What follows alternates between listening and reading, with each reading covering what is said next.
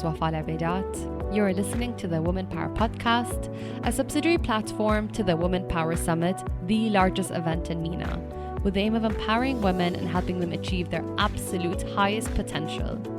Each week on the Woman Power Podcast, you will hear honest, vulnerable, authentic, real conversations from inspiring women. These women will share their experiences and stories into what it takes to build a successful business and career. The podcast will share insight and inspiration and hopefully inspire action and lead change. Side note, even though we are all at home, we wanted to bring you valuable content. So this episode of the podcast is brought to you over Zoom. Please bear with the sound quality. Thank you. Zainab Salbi is a women's rights activist, writer, and public speaker. She's the author of several books titled Me Too, Now What, and Between Two Worlds. She's also the host of Through Her Eyes with Yahoo News, an original series on PBS.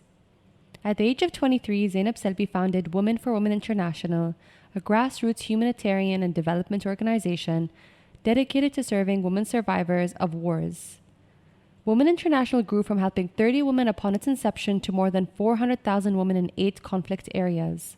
It also distributed more than $100 million in direct aid and microcredit loans. In October 2015, Salbi launched the Nidaa show, a groundbreaking talk show dedicated to addressing and inspiring women in the Arab world. The show started with the historic first interview of Oprah Winfrey in the Arab world. Oprah had presented Salbi 10 times on her own show. Welcome, Zainab. So how are you doing during COVID, and how have you been using this time? For someone like me who's dedicated to creating change, sometimes you go up and you're like, yay, and sometimes you go down. It's like no one is hearing the message. And so sometimes I hear one person saying, no, we're hearing it. And it's like, okay, yalla, it's all worth it. It's all worth it. Second, during COVID period, actually, and ironically, it was an interesting experience for me. You see, it wasn't COVID-19 that I got, but few months before that, I actually had very similar symptoms. And I was in the ICU for a week, and I was on heavy oxygen for a week, and I was in treatments after that for months, where I lost my ability to think, to articulate words, and I thought I was gonna die, basically. And it was on the edge of turning 50. And I really thought, this is it, okay, God, I'm ready. And it's funny because I always, in my beliefs, and I always share that in my speeches, I said you should live every day. I'm getting emotional just thinking about it. I said, I still believe that you should live every day as if it's your last day. As in, if it's the day you die, you should be able to say, I'm okay, I'm good, and don't say, I just few more years, I need to correct this, and I need to do this dream, and I need to heal this relationship.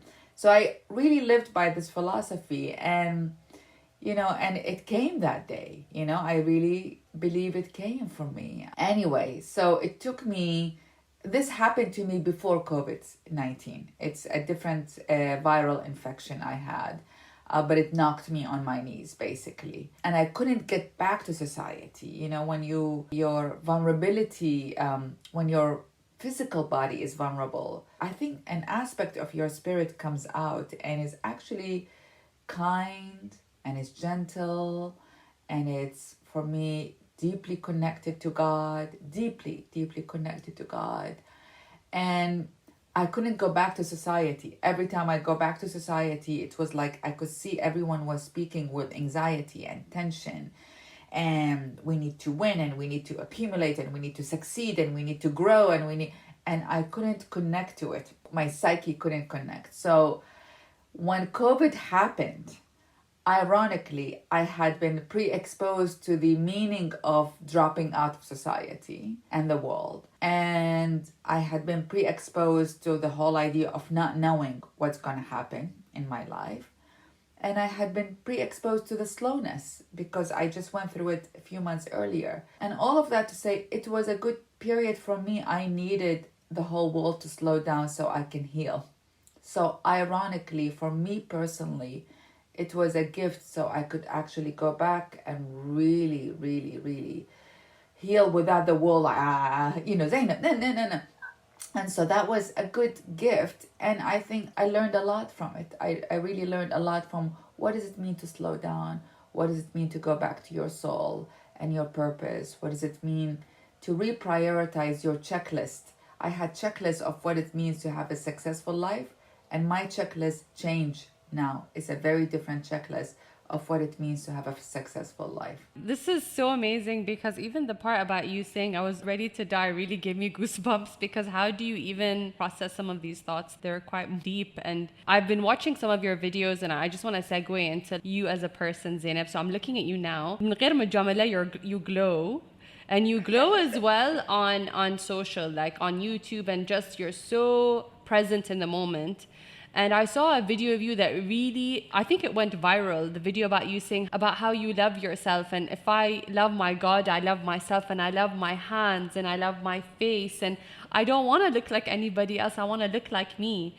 And even when I was reading your book, Between Two Worlds, there was a part where your mom used to put makeup on your face and dress you up, and you're like, I don't want to do this stuff. And I was like that when I was younger. Until today, I hate makeup. It's not that I hate, I love being natural as I can possibly be. And right now, with this idea of beauty and being botched and just being so curated, how did you get to a place where you learn to accept you, from your fingers to your face, and just learn to love yourself? Well, it wasn't always like this. I didn't fit the mold, since my childhood. When the fashion was colorful clothes, I liked wearing black. I never fit the mold, right? Because I had insecurity that I was not beautiful. That's the truth, is that I thought I am not beautiful. And so you don't know how to deal with that. So you have few choices. At least I felt I had few choices. One choice was to reject fashion and reject the societal definition of beauty, because it wasn't coming out of my power. It was coming out of my insecurity, that I'm not beautiful. So I go and wear only black, and rejection. The second choice was and this is the resistance choice, I go like, wear baggy clothes, wear different things to hide. I call it hide myself. I call it a process of uglifying myself. So it's not rejection, it's sort of saying, I'm gonna go all the way to the opposite. The third choice, then, at one point I realized, people appreciate beauty, but I'm insecure, right? So I stopped buying a lot of clothes and things, to cover this shirt and this shirt and this, and you're all constantly covering a hole, but the hole is still there. Hole is inside you. So you wear these buy to try to create a mask to cover something empty, right? And the turning point happened as I met a Buddhist Tibetan woman. And because she's from Tibet, and, I was like, wow, she must know more, she actually told me, I wasn't asking her. She says, you should meditate on your face every day in the mirror. So I was like, okay, أكيد تفهم هي, I'm sure she understands better than me. So I started meditating on my bathroom mirror. It's like not a big deal, not going to any space that is spiritual, whatever, bathroom mirror. And I started looking at my face, and I was like, wow, too much features. And, especially we women, but I think men as well, you wash your face every day, you put some makeup, you brush your teeth. And I noticed I never looked at my face. You're sort of on autopilot. So it was too hard to meditate only on my face, too many details. So I chose one eye, the right eye, and I chose one pupil, and then I started meditating there. It's very simple, because just to help me focus. And I held the breath for like 15 minutes. I meditate 20 minutes every day anyway. And suddenly, it was like entering my soul, like from my pupil. I don't know what happened, but just kept on meditating there. And I remember the moment, it was like, it's beautiful. And the beauty wasn't a feature, wasn't my eyes, hair, nose, it was my pupil. And they say that your eyes is a window to your soul. I think I end up seeing my soul. And since that happened, oh my God, I changed, because I saw the beauty in the soul. And now, Sometimes I gain weight, sometimes I lose weight, sometimes I don't care. I look at myself and I'm 50 years old and I say, wow, beautiful. And, and I start, as a result, buying much less. I really believe we do not need to consume as much as we're consuming. We're becoming gluttons in how we're consuming. Buy, buy, buy, buy. I actually reduce, my shopping. I used to buy all the time. Oh my God, there's sale here. I now buy one item, like maybe one outfit, one outfit. In the summer, one outfit. In the winter, وخلص, nothing more. And I keep my clothes minimal. I really take the advantage of them. I use them all the time. And I don't care what the fashion is telling you, I make my own style. But most importantly, so I buy less now. I consume much less. I love myself much more. And I celebrate my body and my face much more. And all happened because I see my soul.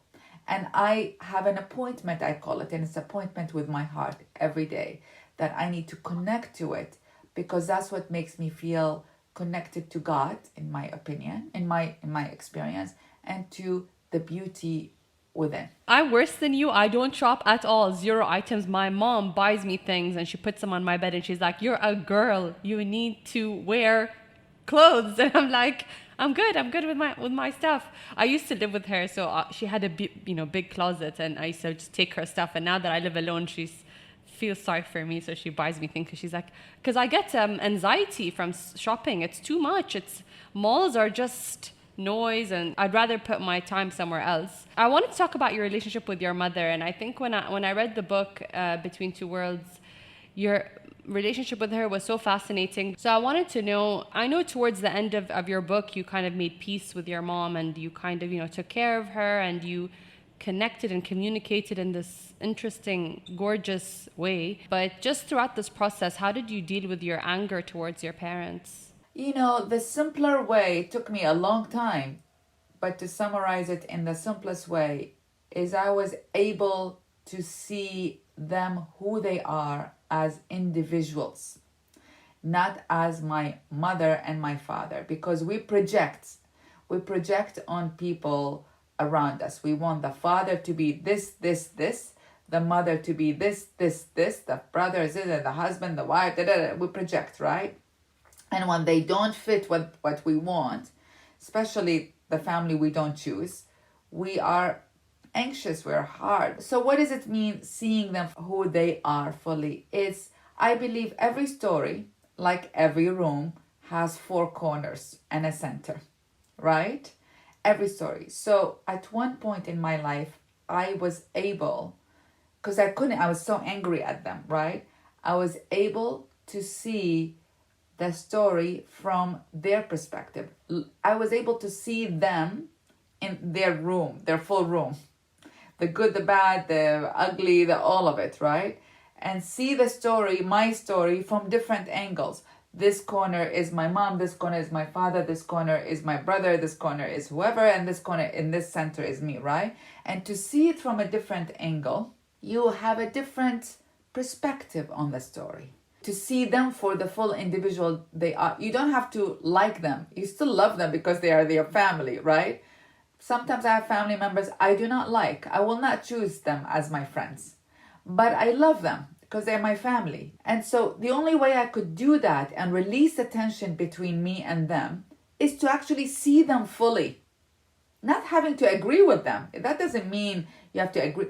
To see the person fully for all their pain and their joy and their goodness and their badness.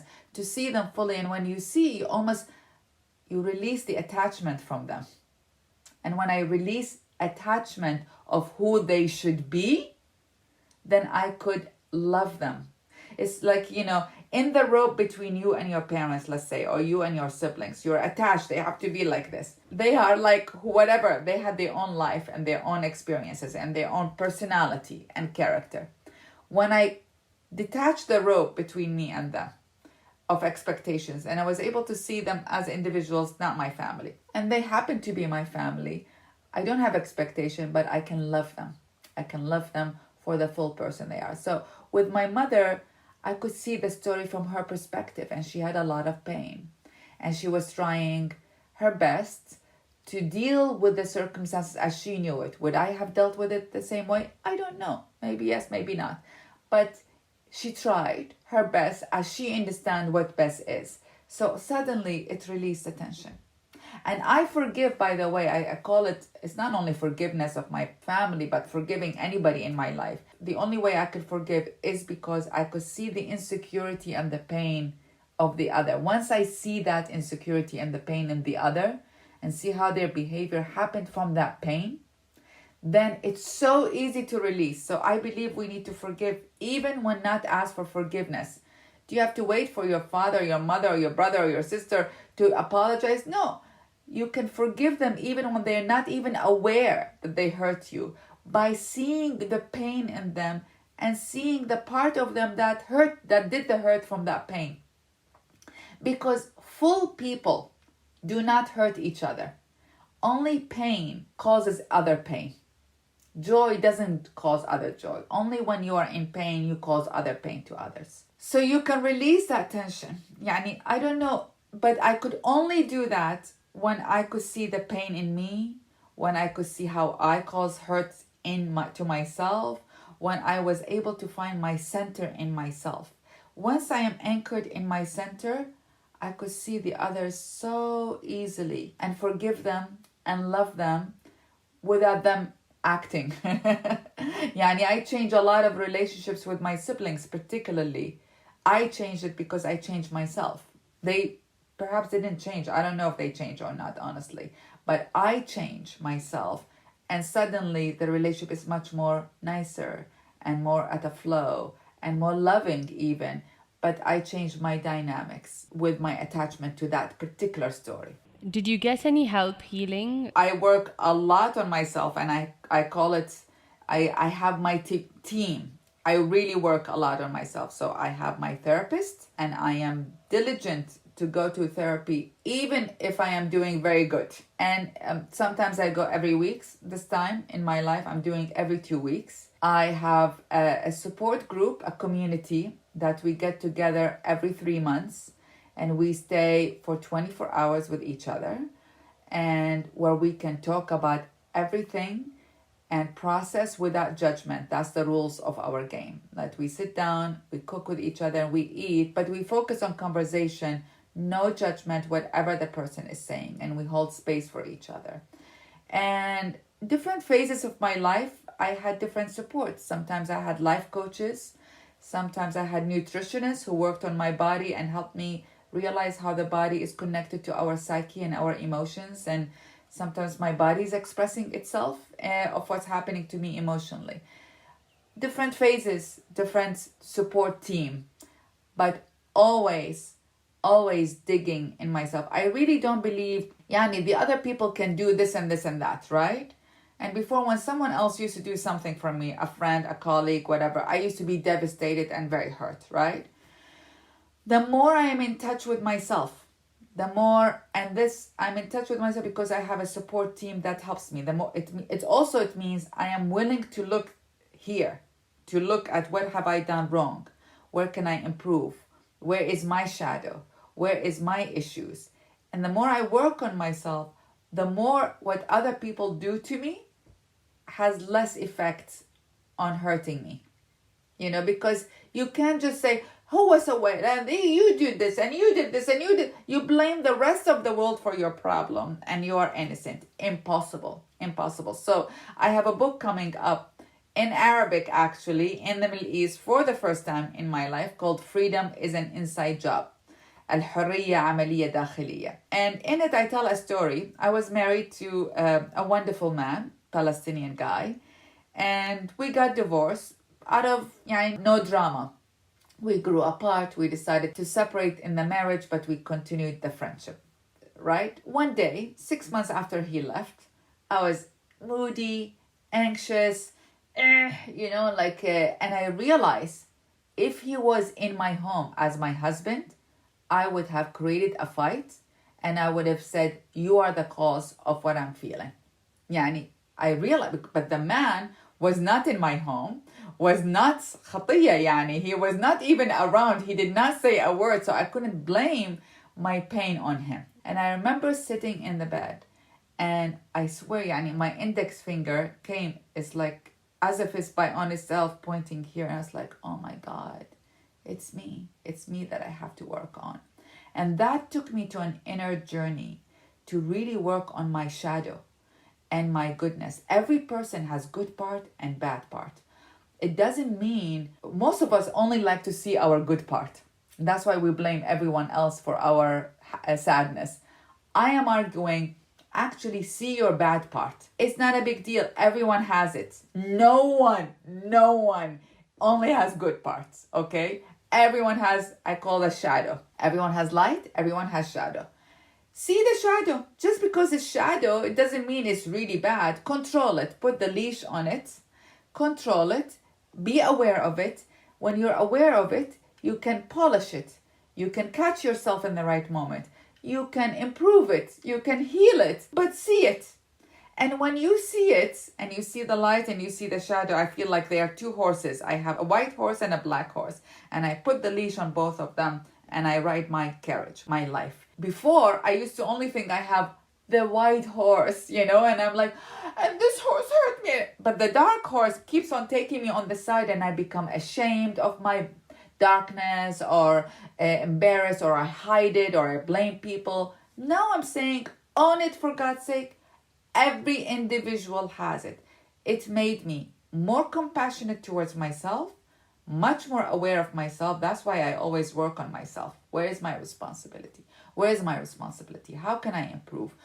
It doesn't mean that the other person didn't do anything, but it also means I have a responsibility. And once I see it and own it, I can choose to be in relationship with this other person or not. But the hurt is much less. Okay, I don't want this relationship gone, or I do. But you have to be out of awareness. The more you see yourself, the more you're able to see others. The more you're compassionate to yourself, to be compassionate with others. Are you interested in developing your own podcast or your own show? We want to help you make that happen. We can assist you with branding, conceptualizing the concept and theme, writing your intro and shooting it, editing your podcast episodes, developing a podcast schedule and theme, and creating social media content for your listeners and followers. We want you to have your own platform and space to express your point of view. Contact us on obaandhill.com or DM us on Instagram, and we'll be here to support you.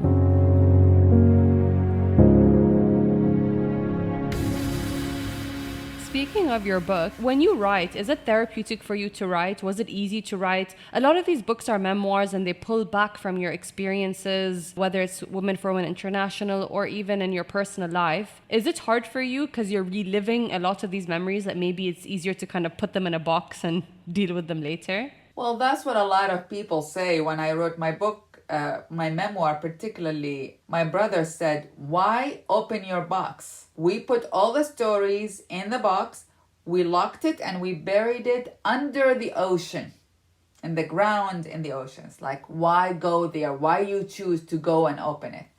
Here's why we need to open it.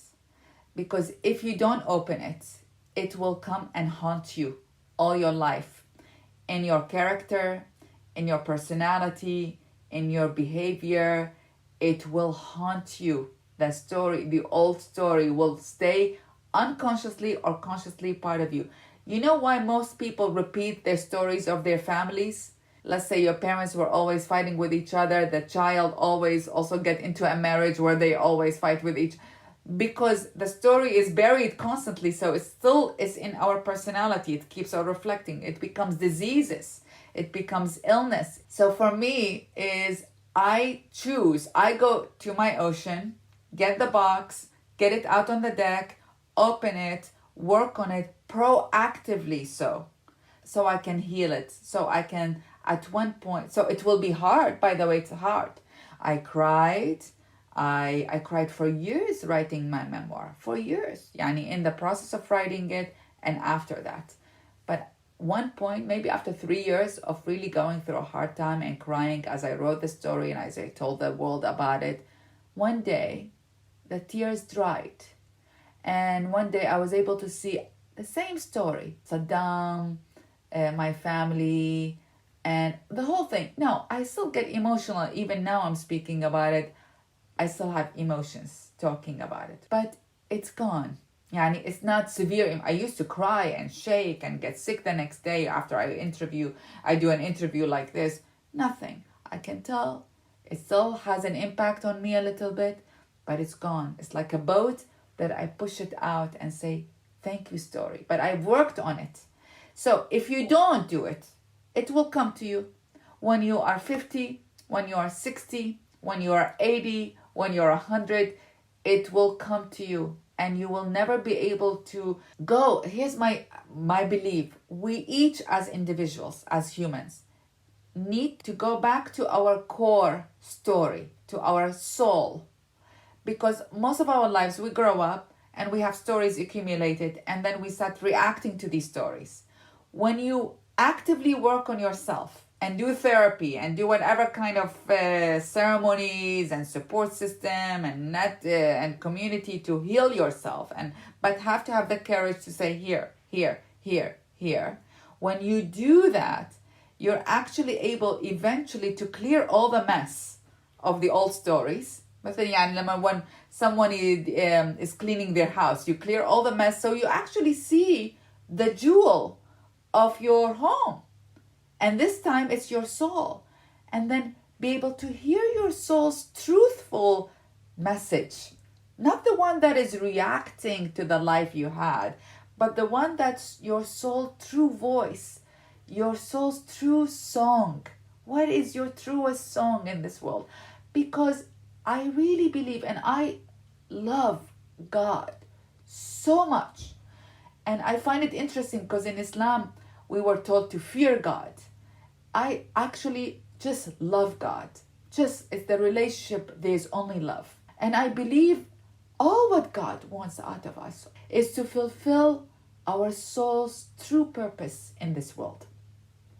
We do the opposite. So often we do the opposite. We fill it with fake things, with masks, with reaction, with pain, rather than do the work, so we can clear the clutter, so we can find the soul's true purpose and implement it in this world and give it to ourselves, to the world, to the community, and most importantly, to God.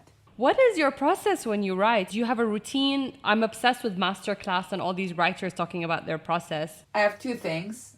I really try to... It's very important that I have to connect to my soul every day. Because when I write from that place, when I connect it, I imagine my heart has a hand.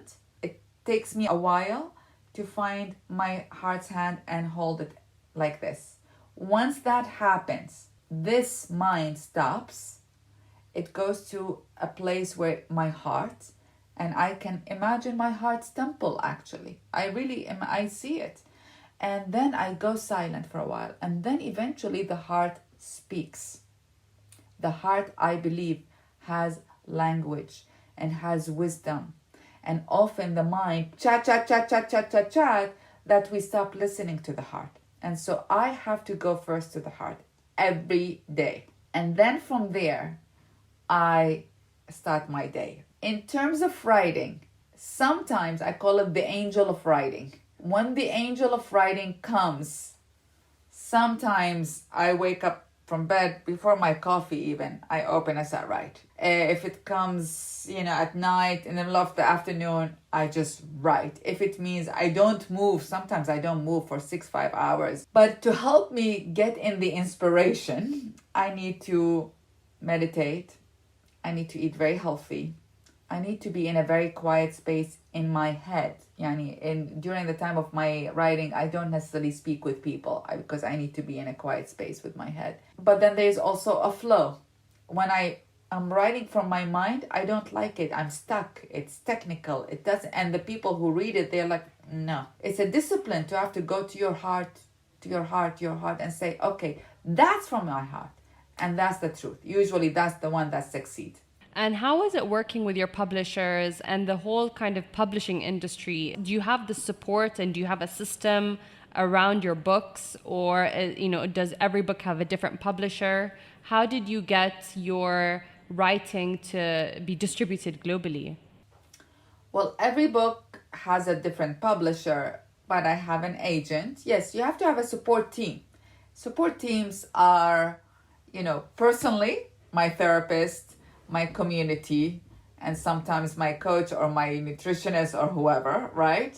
So that's one support team. For me personally, you have to have another support team for your career. And you have to have a team for that. So my support team for my career is my book agent, my speaking agent, my TV agent, my assistant, my people who help me, my marketing guy, like whatever, like my marketing guy, my business partners, they're my support team, right? They are, they do the same thing as the therapists do, which is, if the therapist to help you go inward, their job is to go outward. So they're two support team, outward, inward support team. But you need, everyone, I believe, need to have this. It doesn't mean, by the way, official. These are, some of them are official, sometimes are not. But yes, so every book has a life of its own. You have to, it's funny because at the beginning, I used to be very attached to this success and this number and this publisher and this likes on social media. And now I don't get attached. Sometimes people like what you do. Sometimes people don't like what you say. Sometimes you get rejections and sometimes you get approvals. Sometimes you go really high. Sometimes no one likes you. Sometimes everyone likes you. And before I used to go up with the up and down with the down, right? And I don't care anymore. I really don't care, because I just have to stay true and walk on my path. It's not that I don't care as in I don't respect. Life by itself is an up and down process. Today, every morning I read a Rumi poem, every morning. Today, and I open the book of Rumi randomly and whatever comes. And so today came one of my favorite poems, that sometimes, if life is about the hands always open or if life is about the hand always closed, then there is no growth. Life is about sometimes extraction and sometimes expansion, or the opposite, extraction and expansion. And in the process of up and down is the growth. And so different publishers, I have different agents as well for my book and my speaking and all of that. And they are to support. I also got used to, sometimes I get rejected before I get accepted. Is you just calm down. You just have a peace and say, as long as I'm speaking the truth, you trust. It took me a long time to trust life. And a lot of people from outside, I don't know how they look at me, honestly, but maybe when I look at other people from outside, I say, wow, they have it all. You don't. No one has it all. No one. You go a lot of up and down, a lot of pain and joy. And ultimately, you trust life. There's something about life that keeps on going. So you trust it, and that trust helps. When you started your company or your organization, you were 23 years old. And you talk about it a bit in your memoir, but for someone who, I started my company at about 22 years old as well. And I worked 16-hour days every day, no weekends, evenings, and hiring people, working with interns, hustling, getting free office space. It took everything from me. I gave it everything. And I wonder if you enjoyed that period, because I know you talked about in your book that you were very tired, you were exhausted. Did you enjoy that period of setting up the organization? And how long did you basically hustle for until you felt that this organization is now in a sustainable place? I actually only do things that I enjoy, because when I find myself in a position where I'm not enjoying things, something in my soul dies. And I can't deal with that death. I can't. So Women for Women was my first organization that I set up. After I left Women for Women, I set up a media company that did several shows, and I still have it. And now we transformed it to, we're doing a first platform of films by women for women around the world. So in both cases, But mostly in Women for Women, I learned the following. Actually, in both cases, because the way I do it, I work hard, like what you're describing, 1000, put the pedestal all the way up.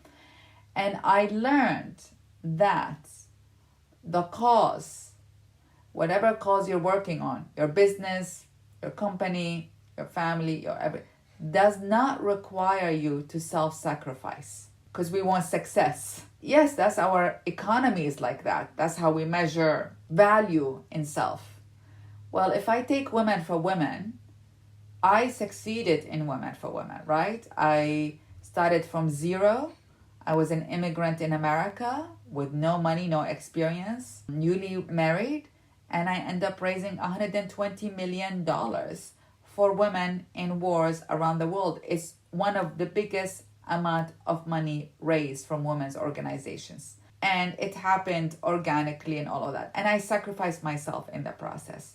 The end result is I found myself one day depleted, empty, and the taste of life have gone from me. So I walked out of the very thing that I created and put my heart and soul in it, because I needed to save something. I needed to see my soul again. I needed to taste life again. So what I'm saying is I enjoyed it until it got to a point where it took over my life. And when it took over my life, it became my monster. Even it's for a good cause, by the way. I mean, I was helping many hundreds of thousands of women, 500,000 women, but it became my monster, as in I had no other life, and it left me empty. And what I came to learn, and after that, ironically, I came to the Middle East. I did the Nidaa show, and I actually did it exactly the same. I did not learn the lesson. I put everything I had, and in Nidaa show, I put every penny I had in it for Arab and Muslim women, and again I realized, oh my God, because when you do it like this, you are left empty, and when you're left empty, you say, I can't, and I walked out again, because you're left with nothing, just empty. And so now what I'm learning is you can't, this whole idea of success, that requires us to sacrifice ourselves, is actually a facade. We are told it is not viable, that our economy defines success by growth, is not viable for our personal health, emotional health, physical health, and frankly, for our communities, relationship with communities and relationship with families, and most importantly, in my opinion, relationship with Earth. We are destroying everything. We're destroying ourselves, we're destroying each other, and we're destroying Earth for the reason of growth that defines success and meaning in our life. So something has to give. We cannot continue like this, because it's hitting a wall. And back to your first question about COVID-19, I hope people have a wake-up call to that, honestly. Because when I was dying in my deathbed, I realized I don't want to live life like this. It's just not worth, because when you're in that space between in the hospital room, and by the way, everyone is going to reach that moment. Everyone, I'm sure I'm going to reach it again when I'm going to die next, in that space, even though there's family around you, even though there's friends around you, but that space is at the last breaths is between you and your heart and God. And that space doesn't talk about your successes. It doesn't talk about how much money you have. It talks about were you true to your heart or not. That's that space, very intimate. So I realized I can't do that again. I have to change my life and measure my sense of value and contribution based on myself, not based on the external world. So I changed my life. Now I live in the countryside, so I farm a lot now. I spend a lot of my day with plants and with cutting wood and doing with nature, basically, because that's what my soul needs. I was like, okay, I'll do this. And if it means less growth, I'm okay with that.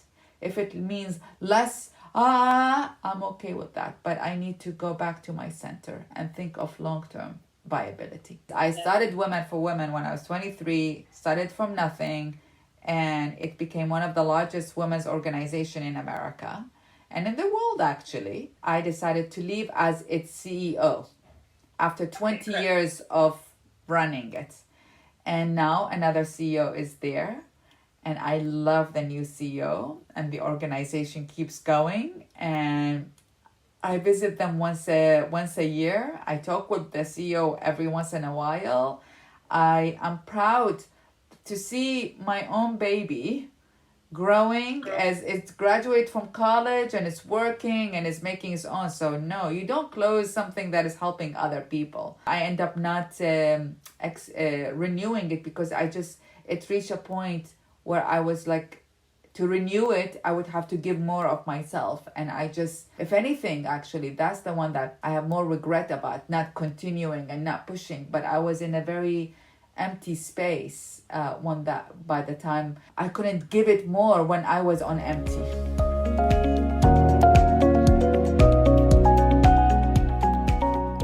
This podcast is brought to you by O'Brien Hill. O'Brien Hill is a leading communications agency focusing on public relations, event management, and marketing. It's made up of a fantastic group of creatives in the design and PR fields. The agency first came to life in 2010 as my brainchild. Our creative consulting services were in demand in the UK after our online publication Sketchbook became an overnight success. Much like a proud mama, our agency's namesake is attributed to the place of its inception, Notting Hill. It's now 10 years later and we're one of the leading communication agencies in town, and we as a team are incredibly proud to be working on this very podcast behind the scenes. Check us out on www.obrionhill.com.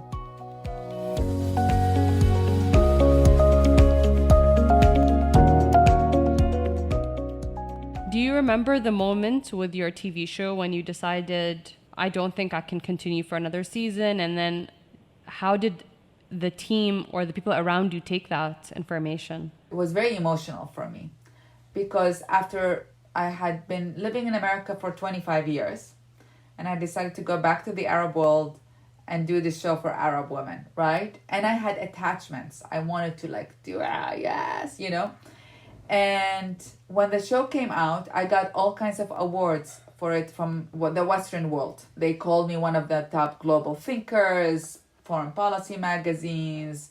Fast Company called me one of the most creative women in business. The Guardian called me one of the women revolutionizing the world. Oprah called me one of the women changing the world to People magazine. This was a big deal. All of them was a really big deal. But I felt rejected by the Arab world. And that just hurt me.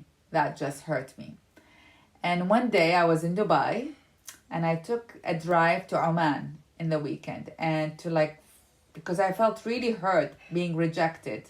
Can you tell me how you felt rejected or why you felt rejected? I felt rejected from the mainstream. Those who are in the mainstream, they're like, this is too much. This is not what we want. There were many, maybe more internal meetings and things like that with different networks. And I went to Amman, I remember, in Jabal al-Akhdar, I think. And I just walked. And I was devastated. I said, I don't know what I did wrong. This is who I am. I have shaven hair. I don't dye my hair. I can't change myself to appease, I can't. But being myself is not good enough. They called me all kinds of names. Not everyone, of course. There's also a lot of people said excellent, But the mainstream, it was not everyone. The youth loved it. I was devastated and sad. At one point, the Ivan came out. And it was in between the mountains. And I just okay, I'm devastated and sad for thinking that I was not accepted by the Arab world. But I did it for God. My language, my love, my connection. And if it's only for God, then I'm okay. And I regret it because what I did afterwards is turned back, packed up, and went back to America.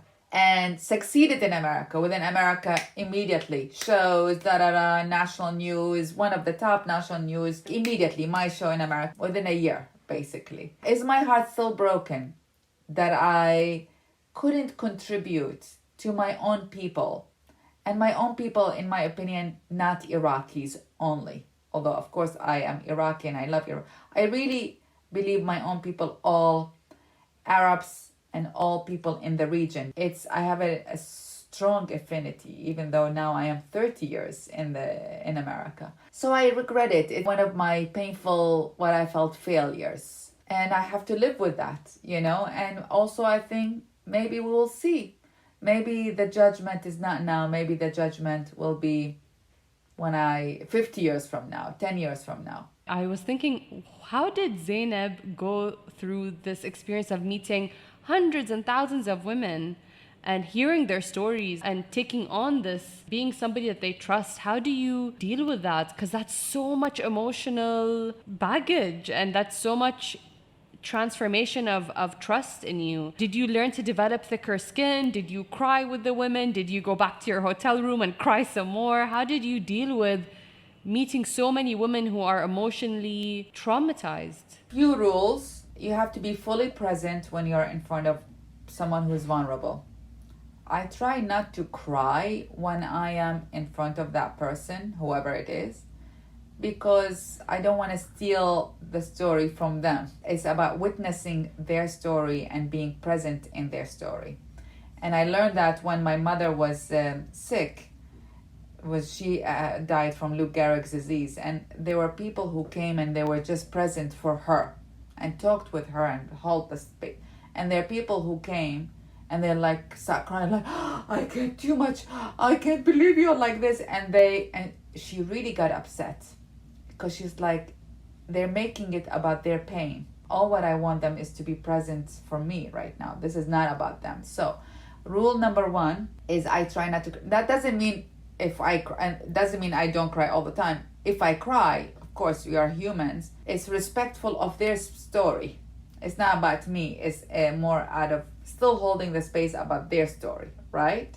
So A is about them. B, I not only cried when I came back to my hotel room, or my home more particularly, I sobbed. C, you learn to see not only the ugliness of humanity and the hardness of humanity, you learn to see the beauty of humanity, because I really believe people who are lost everything, they're more authentic to the meaning of life. They actually know the meaning of life much more than those who are in the top of their mountains, and you lose perspective when you're on the top of the mountain sometimes. So I learned to see beauty, and I learned about beauty from the very women that lost everything, that had been raped and burned and mutilated and lost all their material possession. I learned the meaning of dancing and celebrating life and singing and even wearing nice clothes from them. And they are still my inspiration in their grace, in their I love them so much. And then you learn different stories over time. So you don't develop thicker skin. I don't want to develop a thick. I say the day I stop crying is the day I should worry about my heart. And I left Women for Women. I decided to leave Women for Women. I'll resign, because I was sitting one day in front of a woman and I caught myself being bored. And I said, oh my God, I am betraying her. I am betraying myself. I can no longer hold this position because I am not present anymore. And that's the day I submitted my resignation. The next day, within 2 weeks, I need to leave. This is no longer working. And so you have to be present in your heart. And when the heart closes or numb, you have to worry about yourself. And it took me a year to really find my heart pulse again. What is it like to meet Oprah Winfrey? Because that's one of your most highest rated interviews on YouTube. And also you said that in one of your interviews, because of that interview, you were able to raise $5 million as well in terms of financial support or an injection into Women for Women International. Well, what is it like being on a platform that big where you are seen by millions and you exposed to such a bigger audience? Well, your life doesn't change personally. You're still the same person, and you're still, people react differently to you, but you're don't change, you know. You're like, okay, I don't know what's happening, but okay. I've been on Oprah 10 times, and then actually 11th with Super Soul Sunday. So each time it raised a lot of funds for women. And then as Super Soul Sunday was for Nidaa, actually, and that raised a lot of profile as well. I would say I am most touched by her. She is a genuinely generous, wise, and kind person. Genuinely and authentically. And so I am touched by her presence and her extreme generosity to me personally, and to many, many people, and many women particularly around. I just really love her a lot and respect her. Thank you so much, Zainab. This has been wonderful. Thank you for being you. Thank you for living your authentic self every day. Thank you for loving yourself and letting us see how much you love yourself, because it inspires us to also be gentle and kind to ourselves. And thank you for sharing your story. It's not easy from any woman from this part of the world to talk about their family and things that are considered private, or things that, you know, where we're surrounded by communities that are very conservative. So you're very brave, and I look forward to seeing you on Instagram every other day. So good luck, and hopefully we'll be in touch. Thank you, Zainab. That's it for this week. Thank you for listening to an episode of the Woman Power Podcast. And thank you for downloading and streaming our podcast every week. If you love what you've heard, tag us on Instagram and follow the Woman Power Podcast and Woman Power Summit account for more information on our next episode. Please leave a rating review wherever you get your podcast. It really helps other women discover the show.